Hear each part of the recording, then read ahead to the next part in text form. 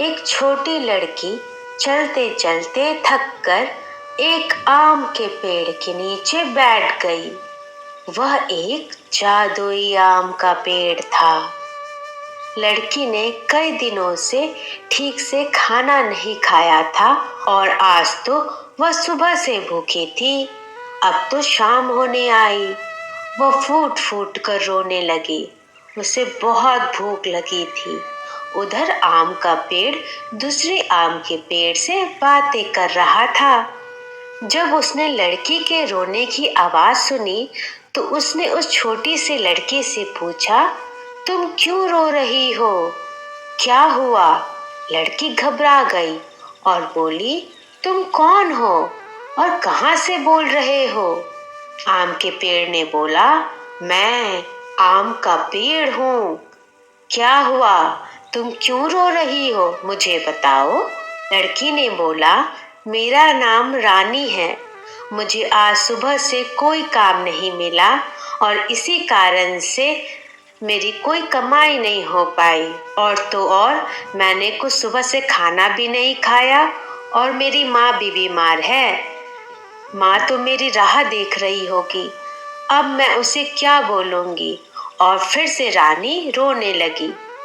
जादुई आम के पेड़ को रानी की बात सुनकर बुरा लगा, तो उसने रानी की मदद करने की सोची और बोला, मैं तुम्हारी मदद करना चाहता हूँ अगर तुम मुझसे एक वादा करो। रानी ने बोला, वादा? कैसा वादा? आम के पेड़ ने बोला, अगले 10 दिन तक तुम्हारी जो भी कमाई होगी उसका आधा भाग मुझे लाकर दोगी, तो मैं आज तुम्हें तरह तरह के व्यंजन खाने को दूंगा। रानी ने कुछ देर सोचने के बाद हाँ कर दिया। तब जादुई आम के पेड़ ने तरह तरह के स्वादिष्ट पकवान रानी को एक थाल में सजा कर दिए। रानी खाना देखकर बहुत खुश हुई और आम के पेड़ को धन्यवाद देकर अपने घर आ गई। रानी ने अपनी माँ से कहा, माँ देखो मैं कितना सारा भोजन लेकर आई हूँ, चलो हम लोग खा लेते हैं। रानी की बीमार माँ भोजन देखकर बहुत खुश हुई और दोनों ने बैठकर खाना खाया। वादे के अनुसार रानी ने अगले 10 दिन जो भी कमाया उसका आधा हिस्सा उसने आम के पेड़ को दे दिया। आम का पेड़ रानी की इस ईमानदारी को देखकर बहुत खुश हुआ। जब एक दिन रानी उसके पास आई तो उसने रानी को एक राजकुमारी बना दिया और बहुत सारा पैसा, सोना, चांदी, हीरा भेंट में दिया। रानी यह सब देखकर बहुत खुश हुई। अब उसके पास पैसे की कोई भी कमी नहीं रही।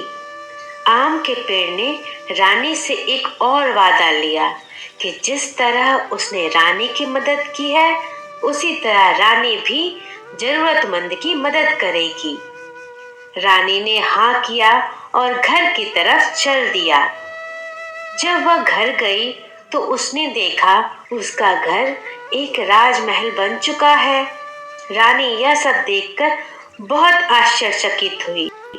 रानी अब खुशी खुशी अपने राजमहल में रहने लगी। रानी ने जादुई आम के पेड़ से किया हुआ वादा को निभाया और उसे जो भी जरूरतमंद इंसान मिलता वह उनकी दिल से मदद करने लगी। धन्यवाद दोस्तों। अगर मेरे द्वारा लिखी हुई यह कहानी और मेरा यह प्रयास आपको पसंद आया तो कृपया इसे लाइक, शेयर और सब्सक्राइब करें। धन्यवाद।